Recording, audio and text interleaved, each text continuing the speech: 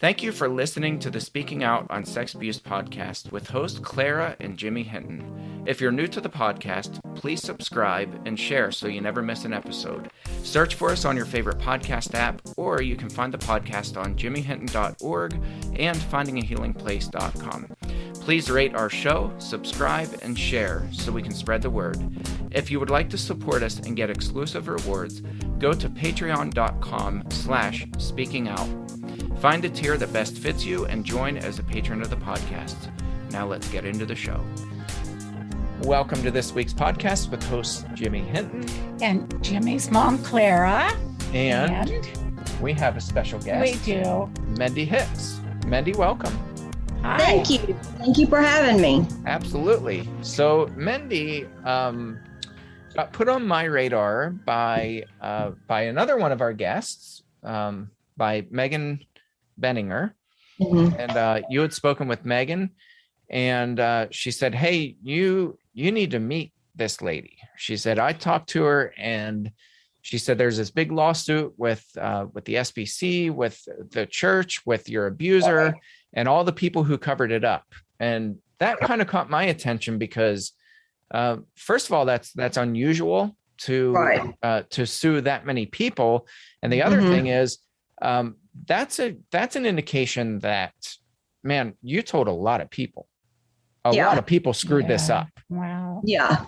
So we'll let you tell your story and just give us a little bit of your background and how this led to a lawsuit against your abuser, the SBC, and the individuals that covered up the abuse. What happened to me was when I was 13, we went on a youth trip and he fondled me. And this was your youth pastor? Yes. Mm-hmm. I was in the school, like we had dorms. And so there was swinging doors from the dorm to the bathroom. I was in the bathroom. I laid out in the sun like 8 hours that day or the day before. And if you can't tell, I'm white as a ghost. So that led to sun poisoning. Mm-hmm. Well, I was in the bathroom with one of the people in the lawsuit. Her name's Jane Barrett. And she was going to put some ointment down there on my bikini area. And he walked in the room through the double doors and said, Jane, you go with the youth group. I'll take care of Mendy. Mm-hmm. So that's what happened to me. First of all, that's insanity that she left you alone with a grown man. Well, Let me back up. First of all, what was her position? She was, at the time, she was just a church secretary. Yeah. So now that's insanity that she was going to do this to you. Right. Yeah. That's something that you call a nurse or a doctor or somebody who's equipped to do it. And you say, we're going to have you looked at. We're going to have you checked out. Right. I mean, my daughter she got sun poisoning when we were in Haiti back in 2019. So she was 8 years old, almost 9. Mm-hmm. And we went with good friends of ours, and the wife, good friend of ours, she's a nurse. Right. I didn't even look at my daughter because I'm not equipped to. Right. Mm-hmm. So I had her give her opinion, and then we had her checked out by more nurses, by Haitian nurses. Right. Yeah, this whole thing was botched from the very beginning. So go on. I'm sorry. Yeah, that just bothers me. So I didn't really, he was always real grabby, like from the front. Does that make sense? Like he was a very handsy person. Mm-hmm. So I told when I was 15 years old, and my dad was a deacon. We were very active in that church. My dad had a meeting with Jimmy, and then had a meeting with the deacons, and they said that I was possessed by a demon and I had to go to a mental hospital. Wow. Oh my word. I was there for 14 days. And he was, while I was packing to go to the mental hospital, he was actually sitting on my daybed as I was packing. Your abuser was. Right. Wow. Oh, wow. So how was he able to convince everybody that you were mentally unstable? Because this story, I mean, this has been replicated over and over and over. And I hear this a lot, especially in the charismatic churches, where victims are often told that they're demon possessed, that they need to pray more, that they need to pray that the devil leaves them. That's incredibly common with sexual abuse. Yeah. So how was he able to convince people that essentially you were in need of having a mental breakdown or whatever, and in need of this help? Because after it all happened, I started acting out. I don't really remember exactly. I do remember I started cutting.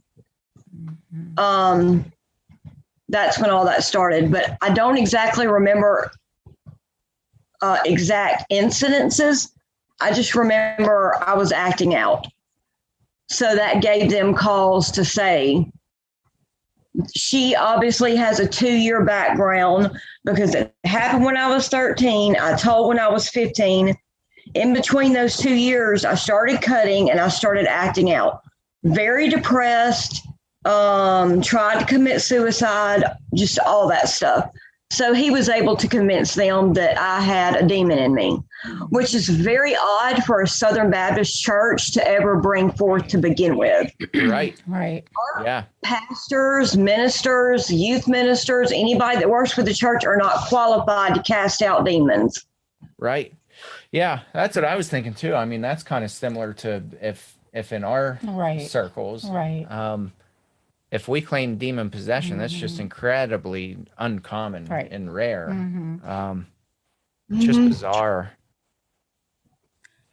I can't imagine, Mendy, what you were going through during that 2-year period of just your whole mindset, what it must have been to bring you to the point of where you were cutting, where you were so depressed, you were suicidal, all those things. And then to be told you were demon possessed on top of it, and to be led to a mental hospital. I honestly can't imagine what you've been through. I really can't. I mean, the whole situation sucks itself. Right. Yeah. I think, Jimmy, you read the complaint. I wish that Nikki would have joined us, because her story, I don't know if you've read all of it. If I sent it all to you, I've got it here in front of me. You did. Her story, we both read it. I read through it all too. Yeah. Her story is 10 times worse than what happened to me. And there's other victims, but they won't come forward. Yeah. And what happened to you was horrific. It was. I mean, I'm not going to share the details here. It's not my story, but it was an absolute horrific, abusive nightmare. I mean, absolutely it was awful, traumatizing. Yeah. So who all did you tell? You told multiple people. So it's not like this was like Alex came and told me and you, and that was pretty much, that was it. That was it. And that led to us immediately reporting. You didn't do that. I mean, we reported within 48 hours. Yep, it was. We were in the police station, and that's only because it was the weekend and the police station was closed. Right. You told multiple people.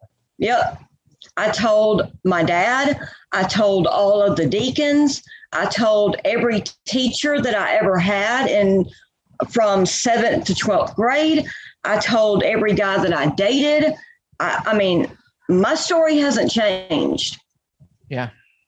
I actually dated. This is one of the crazy parts about it. One of the investigators that was on our case, I dated him when I was 16 years old, and he knew about it. Wow.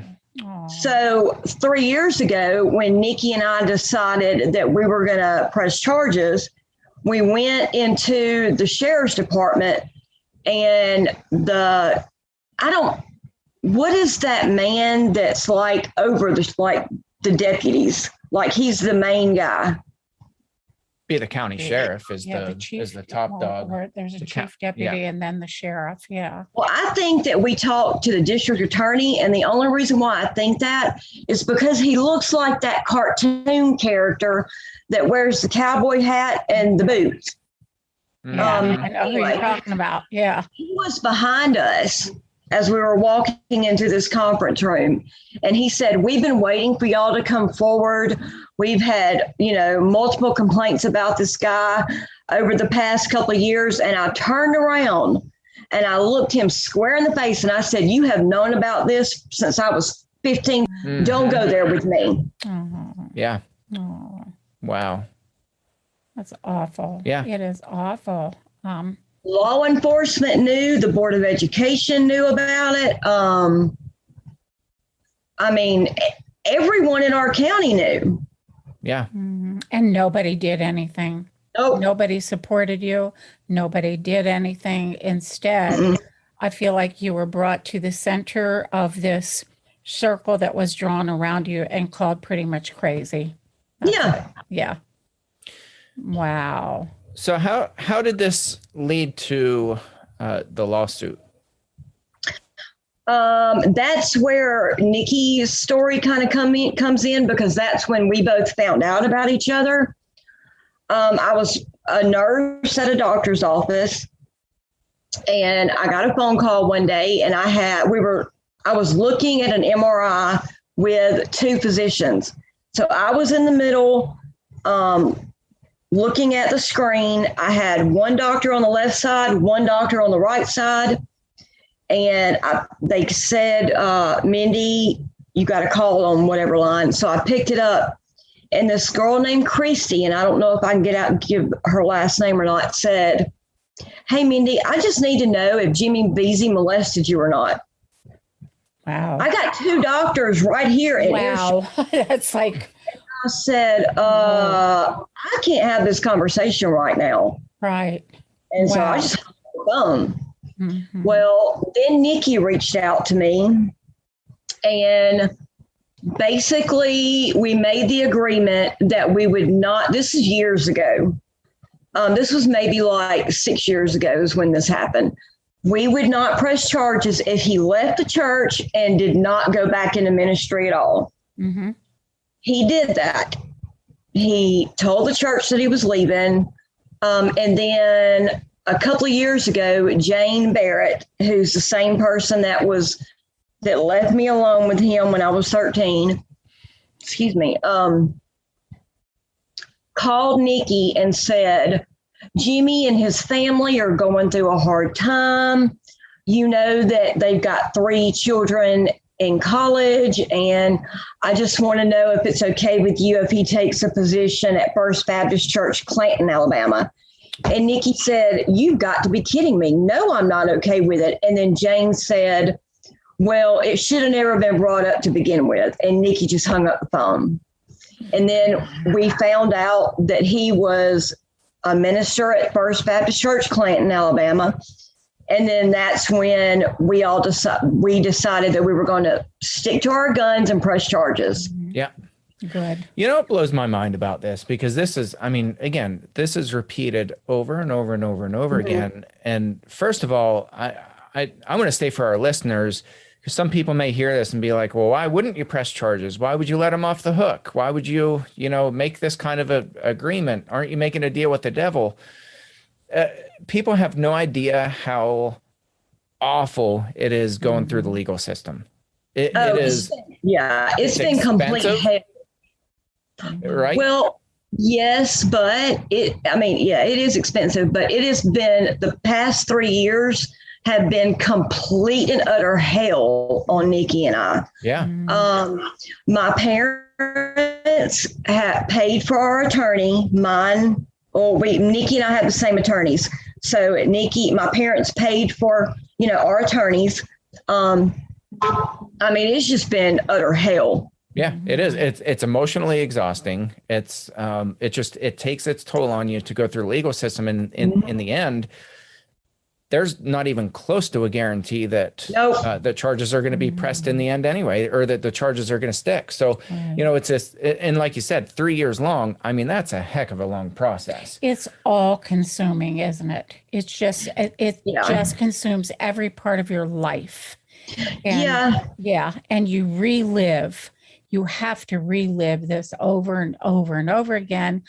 Do you ever feel like the questions that you've had to answer, you begin to doubt yourself, you doubt the timeline, you doubt, that's awesome. No. That's good. Some people say, oh my gosh, everything's so muddied up now, with when the legal system enters, that I can't remember day 1 from day 3 and day 45. My story has never changed. Plus, I had this on my side. I had been writing in a journal ever since I was 10 years old. That is so smart. That has everything that happened. Wow. Timeline of when it happened. Every person I told, I've always kept. Wow. Good records of that. Wow. That's fantastic. That is incredibly important. Yeah. Wow. Yes. Yeah. Mm-hmm. Well, the other side of this too is, it's so frustrating for me because I see this over and over where these pastors who are abusers, they molest, they full on rape, they can basically do whatever they want. They kind of get called onto the carpet, a little bit, like a little slap on the wrist. And then they jump right back into ministry as if that's the only job on the face of the planet that they're capable of doing. And that's absolute and utter nonsense. And the church buys it just like that. Oh, he has a family to support. Okay, great. I'm sympathetic to that. As a family of an abuser, I'm sympathetic to that. But there are other jobs out there other than ministry.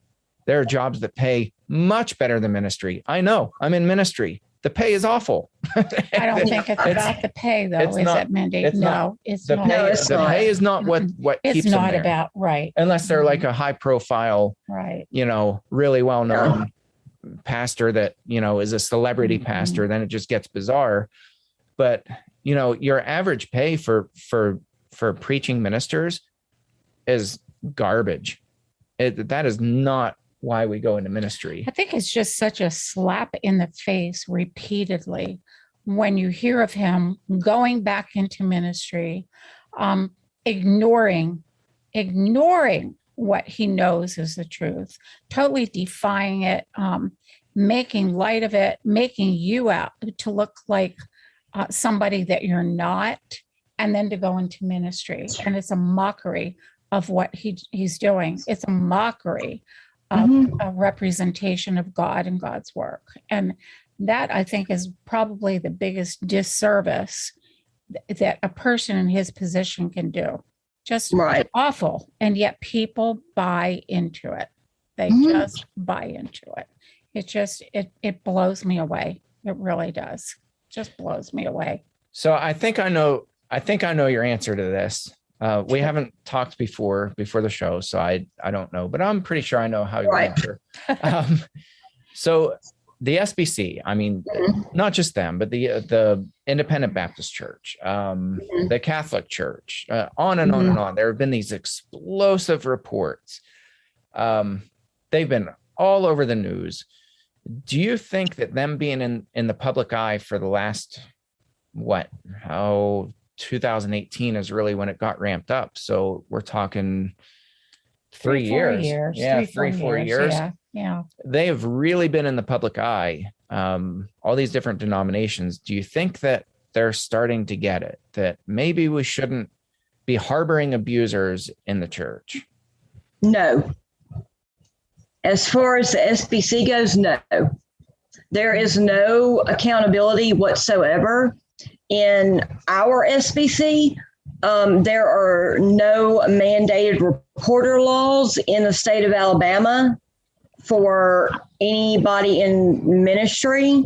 No, I think our story is just getting swept under the rug, and we're just one of the many.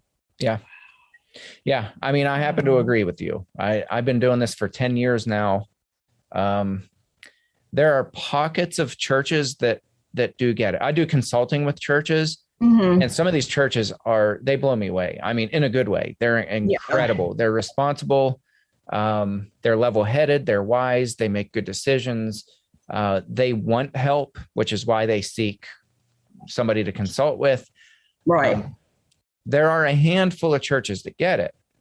With that said, I'm really discouraged when I look at where we are after 10 years of advocating, and you're like, this has been all over the news. I mean, you have everything from USA Gymnastics, the Larry Nassar case that was, so much in the public eye. Jerry Sandusky, Jared Fogle from Subway, the Subway spokesman, Bill Cosby. I mean, we could go on and on and on. Weinstein, on and on and on and on. I mean, this has been Matt Lauer, for crying out loud. It's been everywhere, right? Everywhere. It's not slowing down. I know this is a comment I've made to you privately before, and I'll say it again. Until the mindset of being in the good old boys club ends, where I cover for you and you cover for me, because after all, we were young when this happened and we didn't know better. And, you know, we all have done stuff, blah, blah, blah.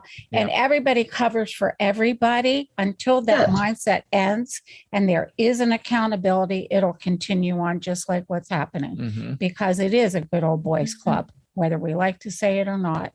And it really is, it sickens me. It truly does. That man that did that to you should have been called out on the carpet immediately. He needed to become accountable for what he did. Instead, they had a deacons meeting, and you were the one called on the carpet. You were the one, the underage girl suffering the results of what happened. And look what happened. And it's wrong. It's just so wrong. Well, and the predictability factor too. Did they accuse you of trying to destroy the image of the church? Not at that point. At that point, they just said that I was trying to destroy him. Yeah, sure. A perfectly good man's family and his reputation and all that. I mean, it's this kind of stuff it's so predictable that it's maddening. I mean, it's the same responses that are repeated over and over and over, and the victim blaming. It's got to stop. It has got to stop, because it destroys people. I mean, it legitimately wrecks people's lives. When you go to the people who should be protecting you, they turn on you, and instead you're the one who's hospitalized. Right. I mean, if anything's insane, it's not Mendy. It's all of them. Right. I mean, that's not how you treat victims of abuse ever. And it's replicated over and over and over again. So we do have church leaders, just probably a small number, who listen to this podcast. But there are people out there who legitimately, they want to learn. They want to know how to handle abuse allegations properly. What would your message be to the church leaders who are listening? Put them in the chairs of the people who you told. How would you want them to respond? They need to believe the victim.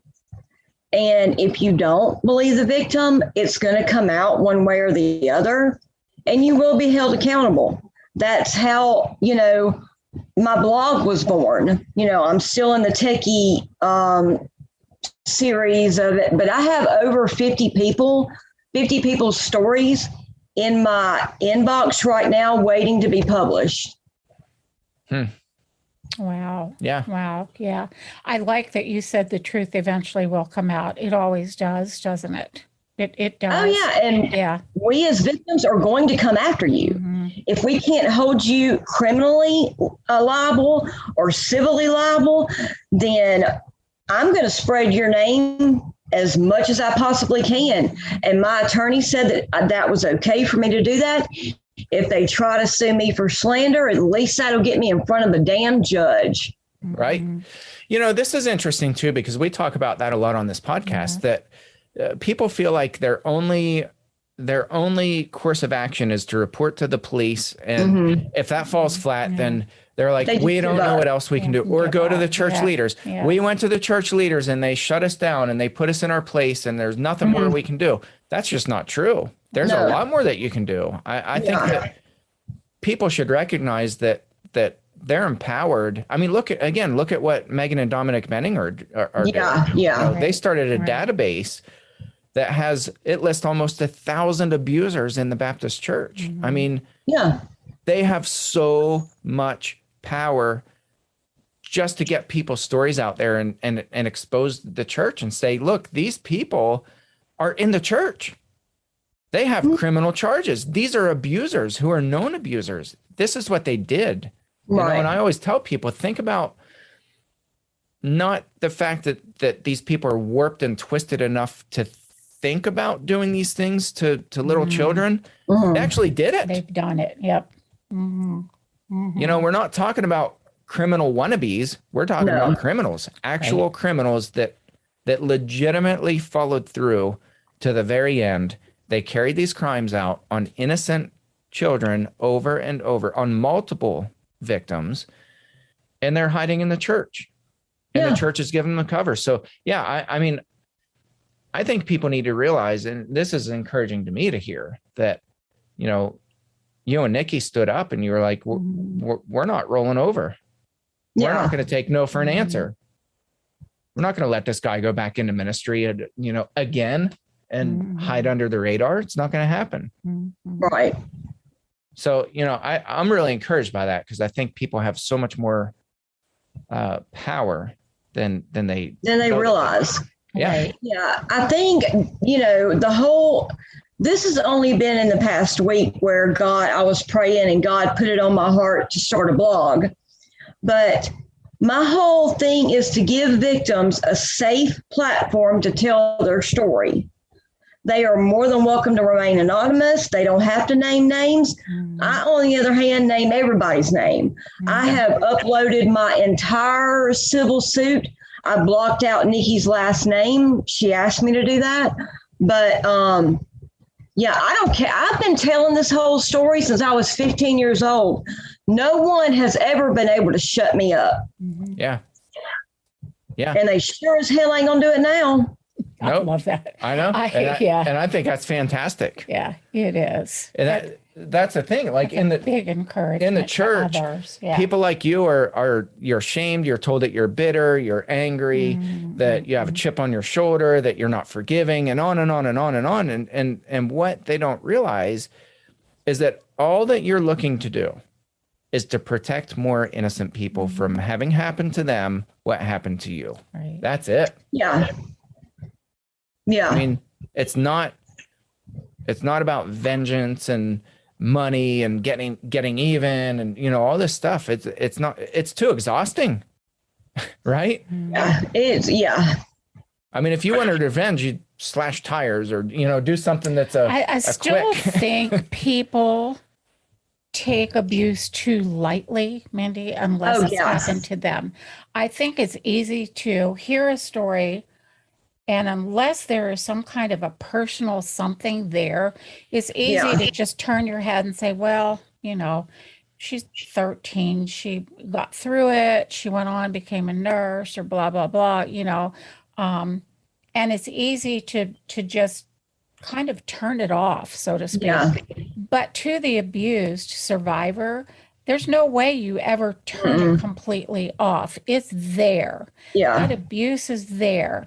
And it gnaws, and it just is a sad part of who you are now, who we are now. I know in listening to my daughter, when she spoke on the podcast, it was a decade, 10 years later, and she spoke about things like being suicidal and what she has been through. But she also reminded all of us that that's a daily task, keeping herself set on course so that she doesn't sink down to that place again. Abuse does that. It leaves a permanent hole where there should have been joy. There's terror and fright and, all the mistrust and all these things that mold and shape us that should have been good are bad. And for people to just kind of turn their heads or to say, why don't you forgive and forget? Why don't you, let go of it? You can't. And why would you? Yeah, right. Why? Well, that's what I mean. Yeah. I mean, right. why give free passes to the person who unapologetically not only did what he did to you, and I assume, you can tell us, did he ever apologize for what he did to you? He did not ever apologize to what he did to me, but he did to Nikki. Yeah. But apologies fall pretty flat. Right now, the nation's watching the case of Gabby, Right. Yeah. Right. who disappeared, and they just found what they think is her remains. They'll positively identify. But there you have somebody. If you watch the footage, I just watched the full body cam footage, and this guy, Brian, he's apologizing, the boyfriend, he's apologizing to the police. And, I'm so sorry that you got called out to this. And that apology's completely empty. It's null and void because there's a dead woman now. Right. Yeah. Right. Apologies, in my opinion, apologies don't mean anything if there's not actual fruits that stem forth from Right. Has to be action for the apology. Right. So, one of those actions would be to honor your request not to go back into ministry. Right. Well, he definitely didn't do that. No. And in fact, it was a big screw you to you and Nikki. Like, who are you to tell me that I can't go back into ministry? And I think you guys probably surprised him a little bit when he was served with a lawsuit. Yeah. Ultimately, he got out of it, though. Yeah. They just we went in front of grand jury, which the people involved at the DA's office and how much they're involved in this particular case is ridiculous. One of the DA's husbands was a deacon at the church that he was now pastoring. Wow. One of the DAs is a musician on the side. My ex-husband is a musician, so they know each other. I dated the investigator. Everything is just intertwined in all of this. How is that even possible? Because I know I have no idea. Really. So here's an example. I talked to Kelly Callahan, the district attorney, and she was the district attorney in Cambria County, who first handled the allegations when they first came forward about this abuse in the Catholic Church. It was, in fact, Sean Doherty. We interviewed Sean a couple times on the podcast. Sean was friends with the district attorney. They were childhood friends. She recused herself just because of that. She said, I cannot take this case in my county because I know Sean, the victim who came forward. Right. No, they were able to have free reign. That's crazy. I know. Wow. That's You talk about wrong from day one. Yeah. Justice is not blind. Yeah. That's a major conflict of interest. It is. Yeah. Right. Yeah, that's a shame. Well, okay. Here's a question: Is he still serving at that church, or is he gone now? No, he apparently during all this time he was having affairs with older consenting adults in the church. So his wife moved to Gulf Shores, and she's the principal at a high school in Gulf Shores. So he stayed here, and he was pastoring at that First Baptist Clinton. And then when all of this stuff, like the criminal stuff started, there was a deal made behind Nikki and I's back that was basically his attorney and the DA, and he had to leave the county. And they wouldn't criminally charge him with anything. Wow. So do you know where he is now? Like what he's doing? Is he back at a church? No, he's not back at a church. I have Google alerts on his name, and I check every day. Yeah. He's not back at a church. Yeah, not yet. Yeah, not yet. Right. Yeah. Wow. Well, you said that you have multiple survivors who are coming forward. They're sharing their stories with you.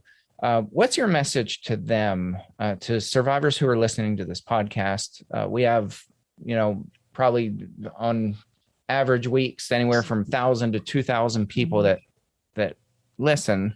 Right. What's your message to survivors? Because a lot of people have experienced this, and I think they just feel so shut down and defeated. What's your message to them? It's okay to feel defeated, but ultimately you're not. There are people out there that believe your story. Reach out to people who are advocating for, victims. They can direct you, in which way you need to handle things. They can contact me through my blog. I'm more than willing to help get them in touch with you or get them entered into the database with Dominic. Yeah. There are people out there who believe you no matter how crazy the story may sound. Yeah. Because mine sounds insane. So, find an advocate, even if it's online. Join Facebook groups. If you don't want to name names, don't do it. If you're not comfortable telling all of your story, then tell part of it. Mm-hmm. I like that. Yeah. I like that because not everybody's in a place emotionally where they can tell all of the story, but they need to at least tell some of it. And I hear screaming all through what you're saying, get support. It's out there. Support is out there. Yeah. Yes. And it doesn't just have to be in the form of going to see, quote unquote, a psychiatrist or a therapist. Right. There are people like y'all, like myself, who advocate for victims. Right. So they don't have to go see a therapist, or they don't have, because I see a therapist, but she doesn't get it like the Behringers do. Right. Yeah. Yep. Many do not. Yeah. Yeah. It's a lot different when you're speaking to someone that's been in the muck of it. Yep. Mm-hmm. Exactly. Yeah. That's what I mean. It's too easy for others to just make light of something that is not light. It's heavy stuff. Mm-hmm. Right. Yeah. Well, yeah. Let us know. You can say it now, what your website is. We'll put it in the comments, and then you can email it to me. I'll make sure that we get it all spelled right and put that in the description of this podcast so people can find your website and reach out to you. But what's your site? It's www.mybrokenhalo.org. Okay. I love that. And I love the fact that you have created a tool for others to use to help in their healing. Thank you. I appreciate that. That's the big encouragement too. Mm-hmm. Even though abuse is rampant, the church continues to get it wrong. We're still out there speaking. We will do it as long as there's breath in us. And I think it is making a difference. I really do. It's slow. And we're moving the needle though. But on the victim support side, I'm super encouraged at how many people, how many survivors like you are just taking initiative, and you're like, man, I'm going to reach out and I'm going to help people. And you already said 50 people have given their story. And it's only been in the past 4 days. That's a lot. That's awesome. That's fantastic. That's yes. My ultimate goal with this in general is to get enough stories where the Supreme Court will take notice, and then we will be able to change the statute of limitation laws within the United States. That is fantastic. Yeah. That's absolutely really cool. Fantastic. Yes. Yeah. Wonderful. Well, Mendy, I commend you. And thank you. Yeah. And thank you so much for joining us and for telling your story, for advocating for other survivors, for executing justice. Giving up. Yeah. My word. For not giving up. Yes. Keep on going. That's one thing. My dad's military, and that's one thing that, it's a blessing and a curse to my parents. They raised two extremely strong-willed, outspoken don't take nothing off of anybody's children, which is to their detriment most of the time.